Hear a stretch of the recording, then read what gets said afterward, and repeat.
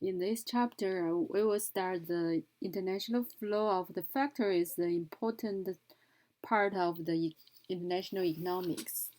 In the traditional textbook, this part has been put together with international finance. As the 1970s, the deepening of economic globalization process, the international factor flow has become the fundamental factors that affect the world economic development. Coupled with the rise and the growth of multinational companies since the World War II, as well as in the 1980s after the countries all over the international flows of the impact factors, the formation of this huge consequence, the international flow of elements becomes a problem that people have to focus on, has gradually become an independent chapter in the international economics, become an important part of this subject. International factor flow refers to the international flow of capital, labor, technology, and other factors.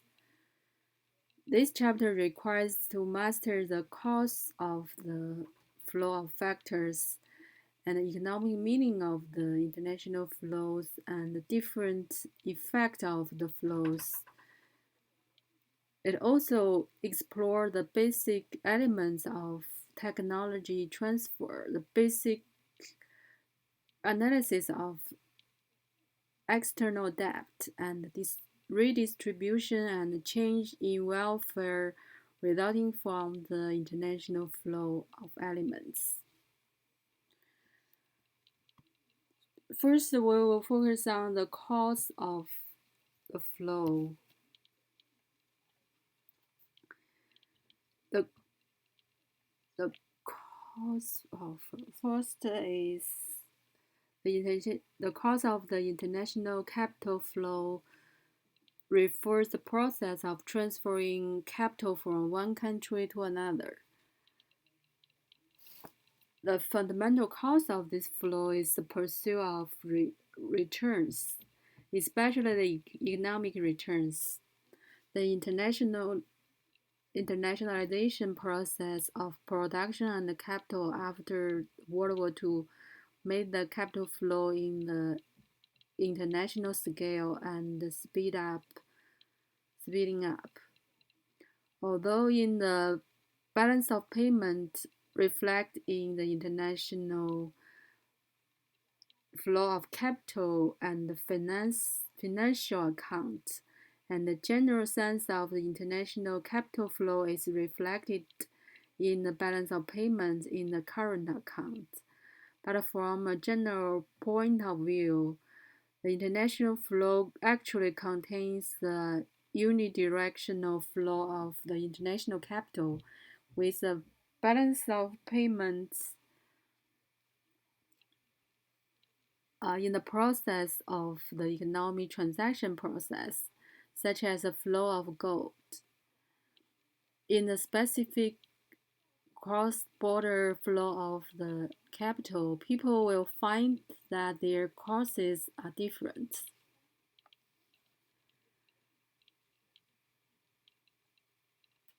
First is the reason is the difference. The difference is in the rate of return between different countries. Promote the cross-border flow of capital from the place with low rate of return to the place with high rate of return.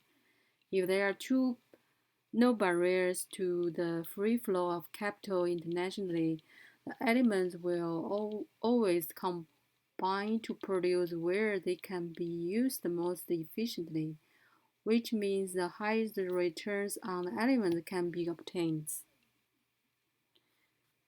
In the practice of the international economy, capital always flows from the place where the capital is relatively abundant, but the return is relatively low to the place where the capital is relatively scarce, but the return is relatively high.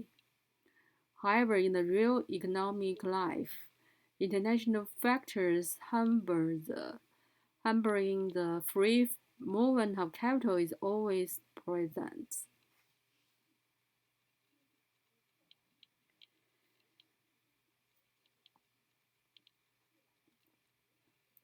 And so it's difficult to complete the free capital flow with the highest return, but the relative difference of the capital gains and interest rates will make the capital from low income flows to the direction of higher yields, making the capital flows yields has risen and the country's yields down until the return on the capital of both converges, and letting the capital flow country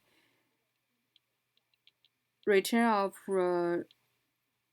factors increase and the inflow country the return will decrease.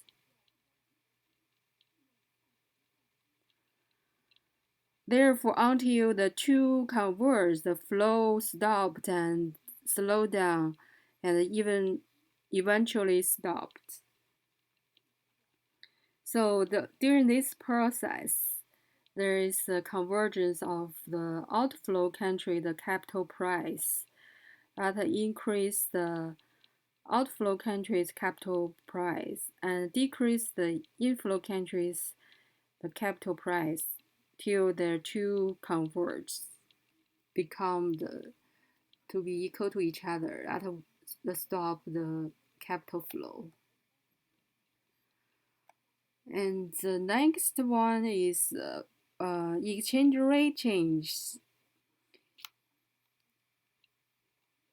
caused by the exchange rate fluctuation and the international capital flows caused by the international payments. In the international financial markets, people always sell the currencies with weak exchange rate trend and chase the currencies with strong exchange rate trend to avoid exchange rate risk or seek profits in the process of the exchange rate fluctuation. In the process of currency, in the transformation process of currency held by the people to held by one person to another, the capital flows between different currencies. And while the international flow caused by the balance of payment increase or decrease, that can pay off the rights and debt between the countries.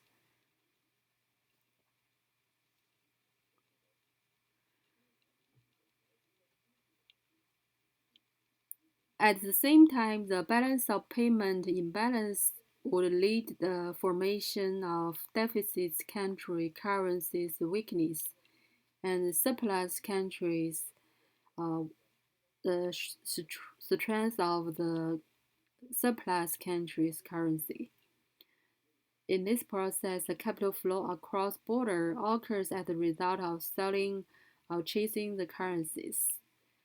In this kind of international capital flow, the large-scale transnational flow of short-term capital will cause a strong impact on the exchange rate, and the um, dramatic exchange rate fluctuation will cause the large-scale transnational flow of the short-term capital, which was very clear in the East Asia financial crisis in the late 1990s. The next reason is the risk factors such as the exchange rate, exchange rate risk, and market risk caused by the international capital flow. Those risk and returns, the relationship should be paid attention to by the investors. Generally speaking, the capital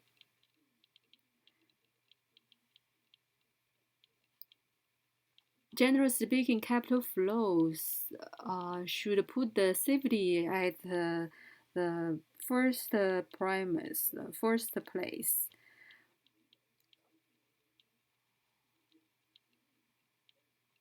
That is to make sure the capital is can be turned paid back without loss of the principal. That's the first target of these investors. So, so next is the safety and liquidity and profitability.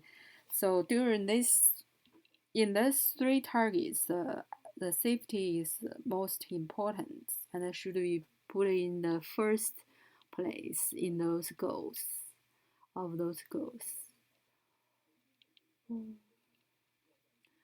So people have different understanding of the same risk, such as economic risk, political risk, and financial risk. Therefore, therefore, in the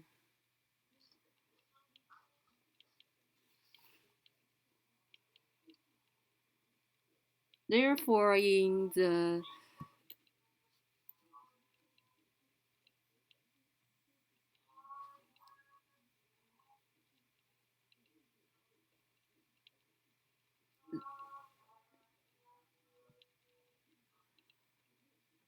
Therefore, in the international economic operation, the risk-averse people will make capital flow from the high-risk place to low-risk place when they pursue the safety of capital. That's forming the international flow of capital. At the same time, some investors in the economy are risk takers. They want to make profit in high risk situations, though they will transfer capital from other places to high risk area, which will also form the international flow of capital. In today's international economy, developed countries have a better investment environment with better returns and a higher security. So most international capital flows to the developed country in the late 20th century.